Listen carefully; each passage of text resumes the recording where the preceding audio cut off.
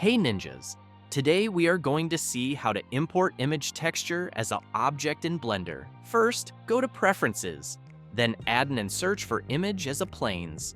Make sure this is enabled. I have Blender 3.6 version right now. In some updated version, few people might see this option here. Always check updates for the solution. So here I have a mug, click Shift plus A and go to Image, then select Image as Planes. I have Starbucks texture here in PNG format. Adjust it and scale it according to your object, like this. Then select the plane and subdivide it multiple times.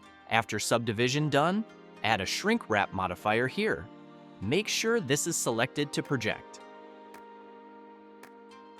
Negative option is on, and adjust offset according to your object. So here you have learned how to import an image texture as an object in Blender. Thanks for watching, guys. Keep improving.